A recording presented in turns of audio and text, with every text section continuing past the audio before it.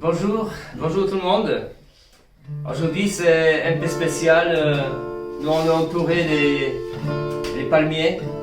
On n'est pas à Jéricho. À Jéricho il y a beaucoup de palmiers. 70 à l'époque il y en avait et maintenant il y en a beaucoup toujours à Jéricho. Mais aujourd'hui on va dire tous gloire à Dieu. Gloire à Dieu pourquoi? Parce que même dans les conditions qu'on vit actuellement, on peut se voir, on peut se réunir comme ça, justement comme ça, pour rendre gloire à Dieu, pour chanter pour lui, parce qu'il est digne. Il est au-dessus de tout. Malgré les épreuves qu'on passe actuellement, il est au-dessus de tout. Alors on rappelle qu'on est avec un feu de bois, on est privilégié, donc le cœur se réchauffe. Ah tout à fait. On a la chaleur qui vient de l'extérieur, mais c'est surtout qu'on demande que les chaleurs puissent jaillir de l'intérieur, que l'Esprit Saint puisse vous embraser. Bénissez le Seigneur, vous tous serviteurs du Seigneur. Alléluia. On va chanter ensemble.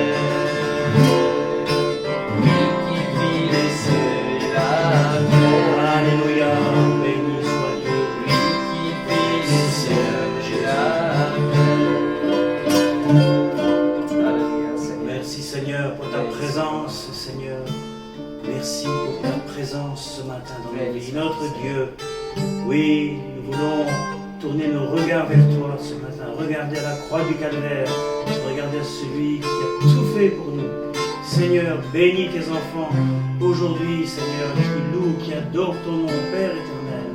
Alléluia. Alléluia, Seigneur. Dieu est digne de louange, Seigneur. chaque circonstance, Seigneur.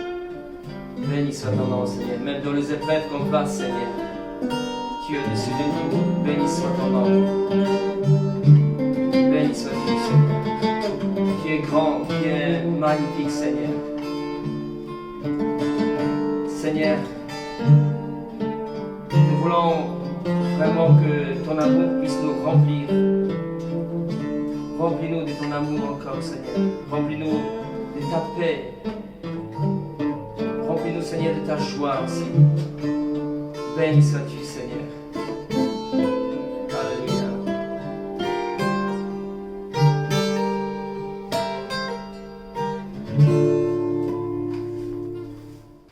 Un autre chant qui dit que l'esprit de vérité vienne sur nous maintenant. L'esprit de vérité. Alléluia.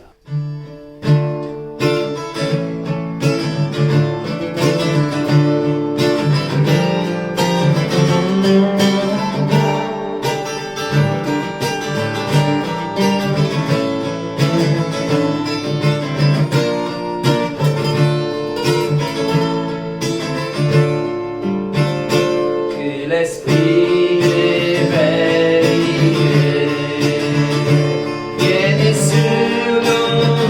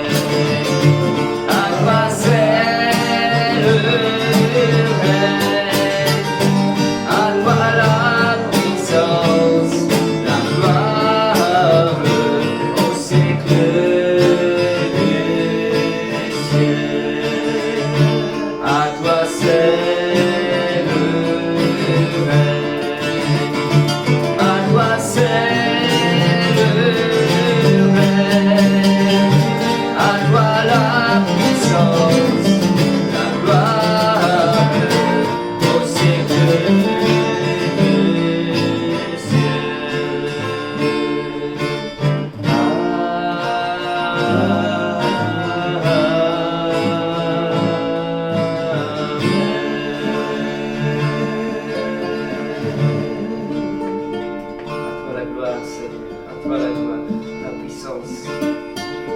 Tu es digne, Seigneur. La gloire, la louange. Bénis chacun, Seigneur, qui nous regarde maintenant. Bénis chacun qui chante pour la gloire de ton nom, Seigneur. Bénis-nous, Seigneur. Pour qu'on puisse traverser cette épreuve ensemble, Seigneur. Et être encore plus puissant, Seigneur, en ton nom. Pour qu'on puisse, Seigneur, tous marcher du même pas, Seigneur. Merci, Vers le haut, Seigneur. Oui, Père De éternel. cette patrie céleste, Seigneur. Alléluia, alléluia.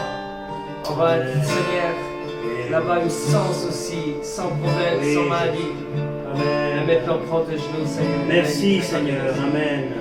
Alléluia.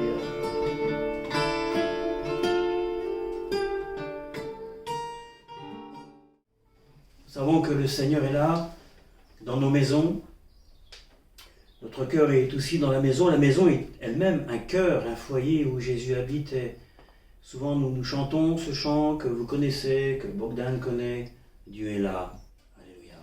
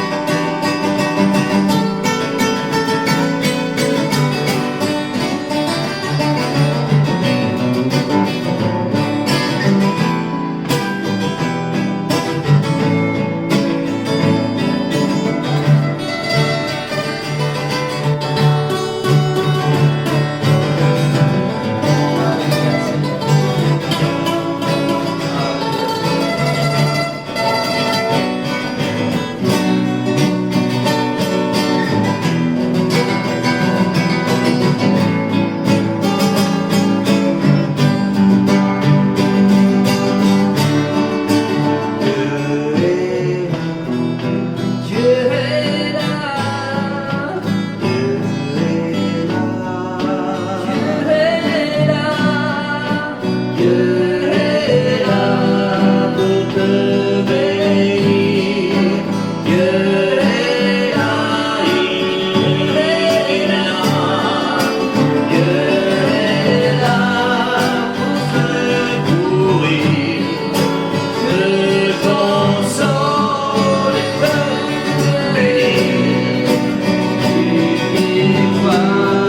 À sa parole, Dieu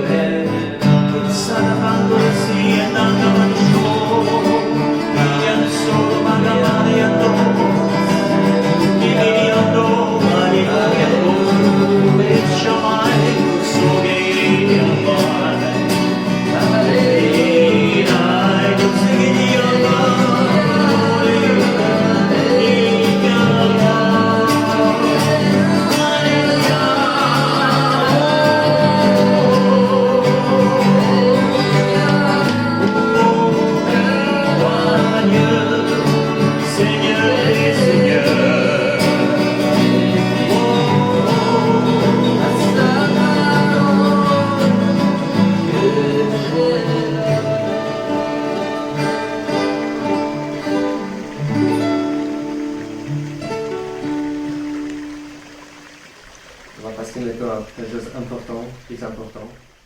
C'est Dieu qui va parler. Alléluia. Seigneur, tu sais qu'est-ce qu'on a besoin maintenant, tous dans cette épreuve, Seigneur. Remplis le cœur, pasteur, Seigneur Daniel, de ton esprit, Seigneur. Ta grâce. Pour que ton Esprit Saint puisse parler, Seigneur, à tous les cœurs. À tous les cœurs qui écoutent, qui regardent. Merci Jésus. Pour qu'on puisse être fortifiés. Pour qu'on puisse être enseignés. Et pour qu'on puisse être vraiment, Seigneur, dans la joie de t'appartenir. Amen. Dans la joie, Seigneur, de te suivre. Dans la joie, Seigneur, tous les jours. Que ton nom soit loué. Que ton nom soit béni, Seigneur. Amen. Amen. Bonjour, chers frères et sœurs, dans la foi. C'est particulier, n'est-ce pas, ce que nous vivons les uns les autres? Eh bien oui, c'est le temps. Est-ce le temps de Dieu? Est-ce le temps d'un virus? Les réponses, Dieu les a, ça c'est sûr. Nous tentons de chercher à comprendre, de prier. Seigneur, qu'en penses-tu? Ce matin, pendant cette matinée de culte que vous avez préparée chacun aussi dans vos cœurs, je n'ai rien à vous apprendre sur ce phénomène mondial, destructeur.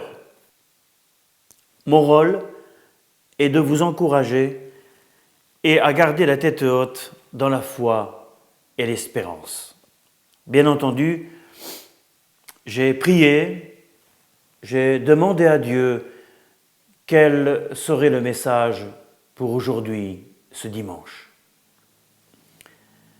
Mais je vous invite avec moi, peut-être, à rester sensible aux leçons actuelles que le Seigneur montre à chacune, à chacun, dans ces temps particuliers et dans un futur proche.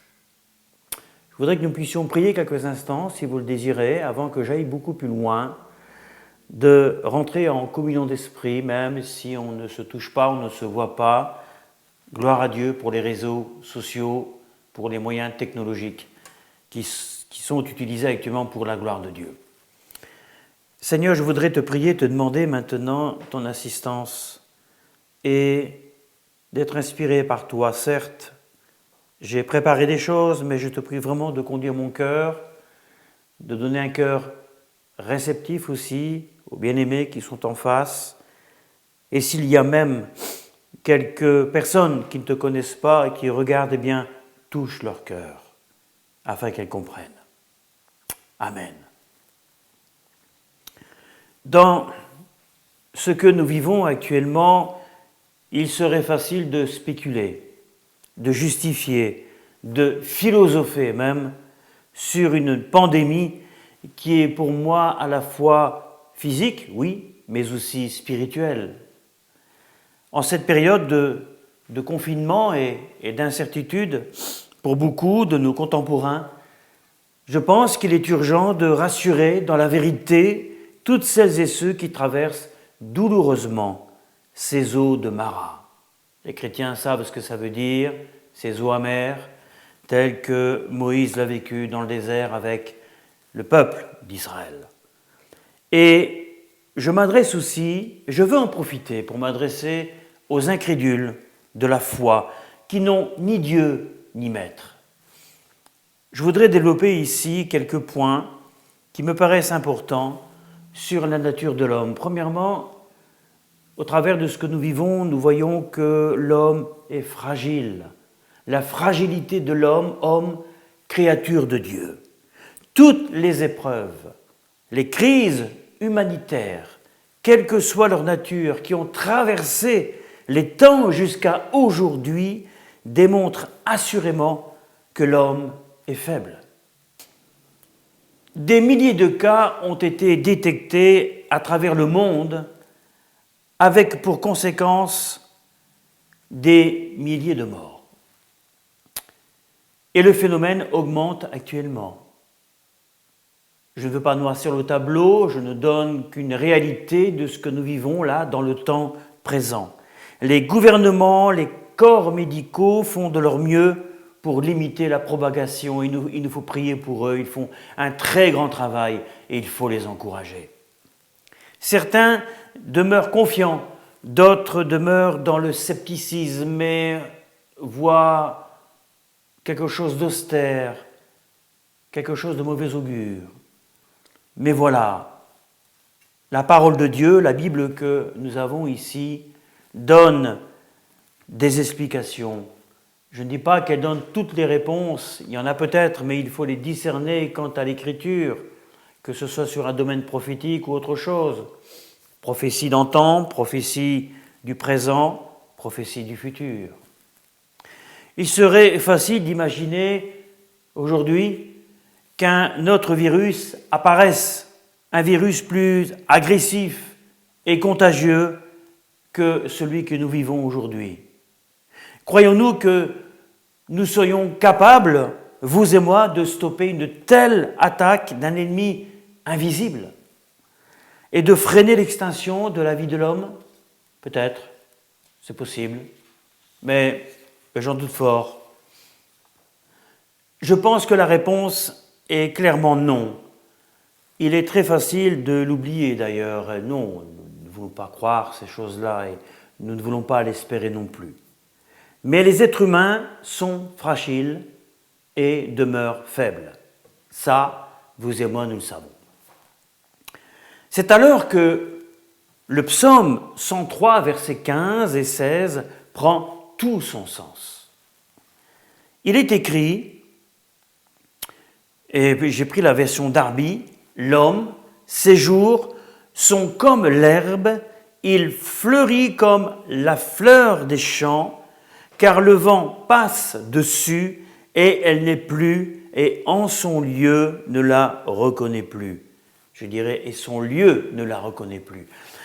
Nous avons le psaume 91 qui est très positif et qui nous amène bien sûr dans la protection de Dieu. Le Seigneur connaît toutes choses, on se confie en lui, etc., etc. Il y a d'autres psaumes encore, le psaume 92 ou le psaume 90. Bon, mais il y a des réalités quant aux conséquences de la vie de l'homme. Il y a des réalités quant à la mort. Vous et moi, un jour, nous partirons, c'est clair et net. Mais regardez ce que nous vivons aujourd'hui. Et ce psaume démontre bien une certaine réalité. Je ne parle pas d'une fatalité. La mort est un passage, mais tout dépend de quelle manière nous mourrons, dans les conditions, etc., etc. Alors, comment imprimer cela dans nos pensées et comprendre cette leçon virale de notre fragilité, sans doute en se disant que nous ne sommes pas grand-chose, bien sûr, et nous rappeler de ne pas prendre nos vies sur terre pour acquises. Un jour, je le réitère, nous partirons. Est-ce aujourd'hui, demain, après-demain? Dieu seul le sait. Dieu connaît le compte à rebours de notre vie. Dieu connaît le compte à rebours de la vie de l'humanité. Et dans cette pandémie actuelle qui nous environne, il y a un autre élément que je voudrais développer un peu avec vous. Nous sommes tous égaux face à cette pandémie. Avant d'entrer dans ce domaine-là, je voudrais quand même lire ce psaume 90, verset 12, où il est écrit, et cela, c'est une leçon qu'il faut retenir, il faut s'en nourrir. « Enseigne-nous ainsi à compter nos jours, afin que nous acquérions un cœur sage. » La sagesse est-elle en train de crier actuellement dans les rues? Les rues sont vides. Y a-t-il des points de réflexion? Nous réfléchissons, nous sommes dans nos maisons, nous sommes confinés. À quoi pensons-nous? Seigneur, tu es en train de dire quoi là? Est-ce Dieu qui nous enseigne ou le virus lui-même? Je le disais, nous sommes tous égaux face à cette pandémie. Ce virus dépasse les différences ethniques et frontières. Ce n'est pas spécialement un virus chinois, c'est notre virus actuellement. C'est le virus de la France. Ce virus, il touche l'Afghanistan, la Belgique, le Cambodge, le Danemark, l'Estonie, la France, et bien des pays ont déjà été touchés, affectés par le coronavirus. Et la liste s'étendra encore sûrement. Mettez vos médias, vos télévisions tous les jours et vous avez là des informations toujours plus. Et je pense aussi à l'Afrique qui est en train de se faire manger par ce virus. Je pense aussi à Israël, la terre du retour de Jésus sur le mont des Oliviers. Et oui, nous sommes tous membres de la grande famille humaine, tous créés à l'image de Dieu. Mais malheureusement, tous ne sont pas encore enfants de Dieu légitimes. Et même pendant cette période virale, restons des témoins vivants. Alléluia. Des pierres vivantes. Si l'Église est figée comme un mur avec un toit dans une rue, les pierres vivantes peuvent encore agir. Alléluia. La couleur de notre peau, la langue que nous parlons, nos accents, nos cultures ne font aucune différence face à une maladie contagieuse. Vous et moi, nous devons le savoir. Aux yeux de l'humanité, nous sommes tous différents, mais face au virus, nous sommes tous égaux. C'est peut-être l'une des choses que nous rappelle le virus. Dans les moments de souffrance, dans les périodes de deuil, nous sommes tous égaux, faibles et à court de réponses. Encore faut-il poser les bonnes questions. Et puis il y a un autre point, c'est notre perte de contrôle. Le contrôle. Nous aimons tous avoir un certain contrôle sur les choses, n'est-ce pas? Nous pensons que nous sommes les capitaines et maîtres de notre destinée.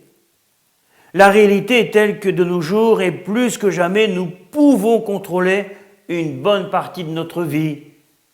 Mais voilà, aujourd'hui, dans ce que nous voyons, nous entendons, que devient notre contrôle? Nous pouvons contrôler le chauffage et la sécurité de nos maisons à distance. Nous pouvons transférer de l'argent à travers le monde en un clic via des applications. Nous pouvons même contrôler nos corps grâce à de l'entraînement et à la médecine. Mais peut-être que cette sensation de contrôle est une illusion, une bulle que le coronavirus a éclaté en révélant la vérité. Nous ne sommes pas réellement en vérité aujourd'hui là au contrôle.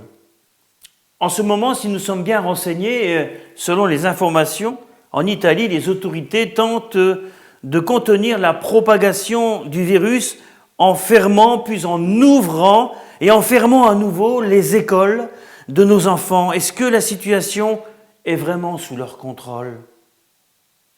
Cela leur échappe. Et qu'en est-il de nous? Nous sommes armés avec nos sprays, nos désinfectants. Nous essayons de réduire les risques d'infection. Il n'y a rien de mal à cela, n'est-ce pas? Vous ne faites pas quelque chose de terrible. C'est permis, on peut le faire. Mais sommes-nous au contrôle vraiment de la situation? Loin de là.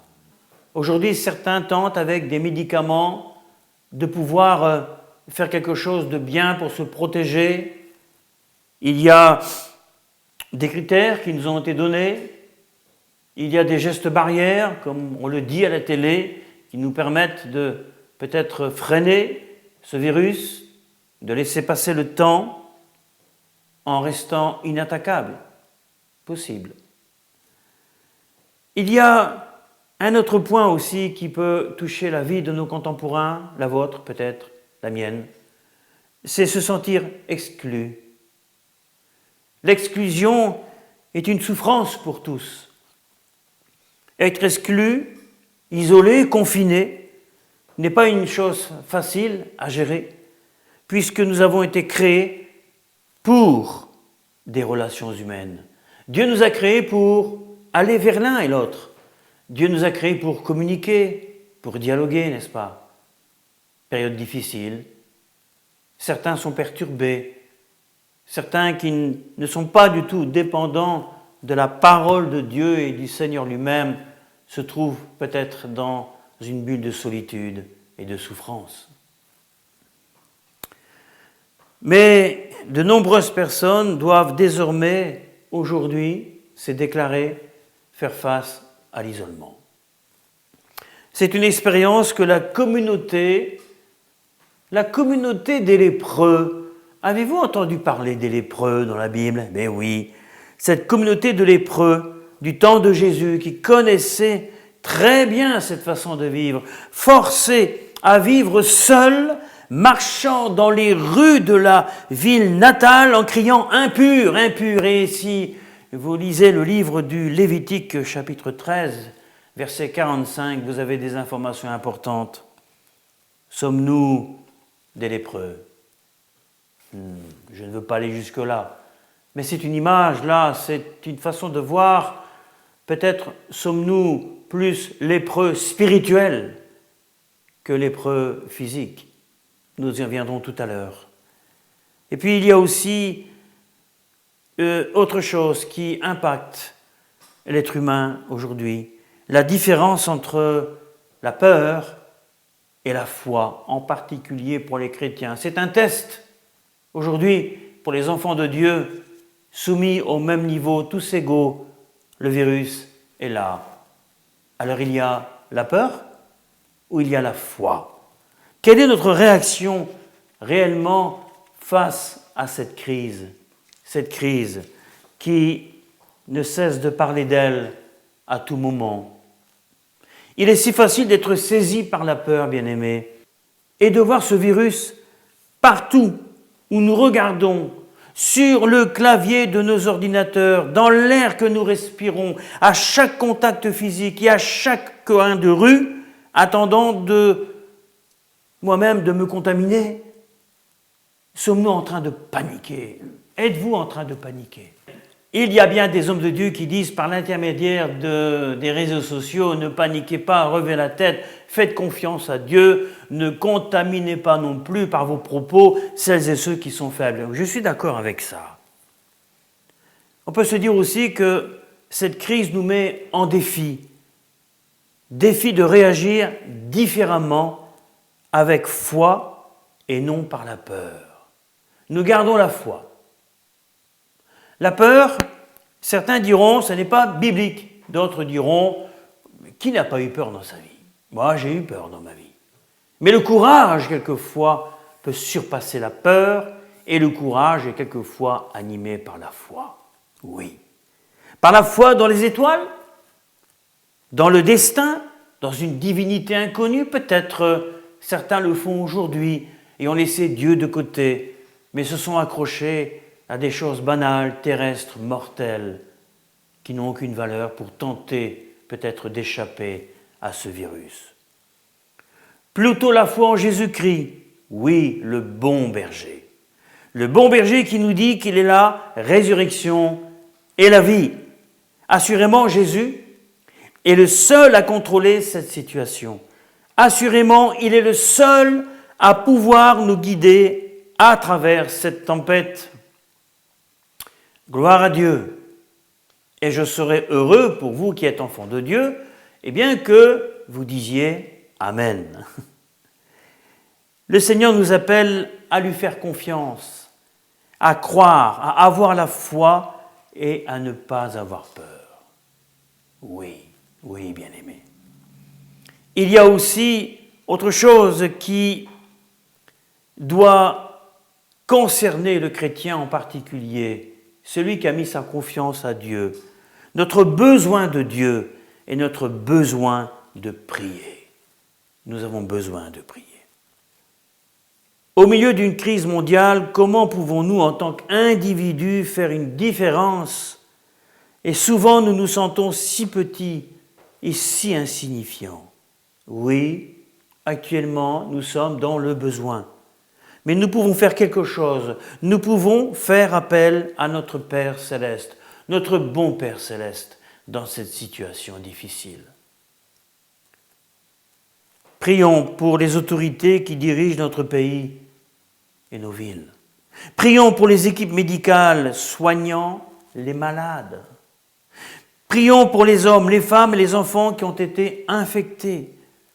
Prions pour les personnes qui ont peur de quitter leur maison.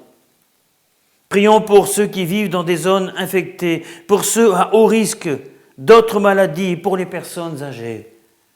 Prions pour que le Seigneur nous protège et nous garde. Prions afin qu'il manifeste sa compassion. Prions aussi pour que le Seigneur Jésus revienne, afin qu'il nous emmène vers la nouvelle création qu'il a préparée pour nous. Un endroit sans larmes, sans mort, sans deuil, ni douleur. Apocalypse, chapitre 21, verset 4. Ceux qui connaissent la parole de Dieu, eh bien, maîtrisent bien ce verset. Ce verset qui nous dit « Dieu essuiera toutes larmes de leurs yeux, et la mort ne sera plus, il n'y aura plus ni deuil, ni cri, ni peine, car les premières choses sont passées. » Et puis, au travers cet événement, au travers ce que nous traversons ensemble, il y a cette vanité, la vanité de nos vies personnelles. Dieu nous interpelle. Vanité des vanités, dit le prédicateur, le sage de Salomon, vanité des vanités, tout n'est que vanité, livre de l'Ecclésiaste, chapitre 1, verset 2. Il est si facile de perdre nos perspectives au milieu d'une frénésie, la frénésie qui nous environne actuellement.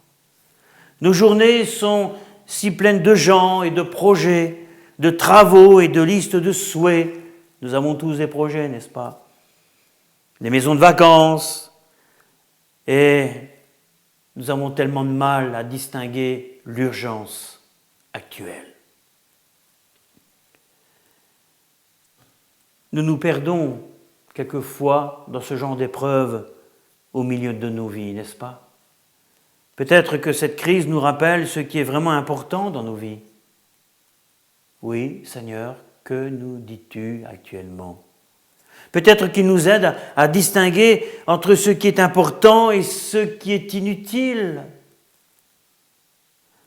Peut-être que la première nouvelle cuisine que vous avez achetée, ou alors le nouveau système de logiciels, ne sont pas essentiels à votre vie ou à notre survie. Peut-être que le coronavirus nous enseigne ce qui compte vraiment. Vous savez, lorsque nous étions en Afrique, au Congo, avec mon épouse, eh bien, nous avons traversé 2 guerres civiles, les fins de guerre civile, puisqu'elles se passaient beaucoup plus à Brazzaville qu'à Pointe-Noire, et le plus grand ennemi qui était autour de nous, ennemi invisible, même si les milices étaient rentrées, même si le punch, si l'opposition, si celui qui avait pris la dictature était physiquement présent, il y avait un autre ennemi invisible. Ça s'appelle la rumeur. Elle a 2 sens.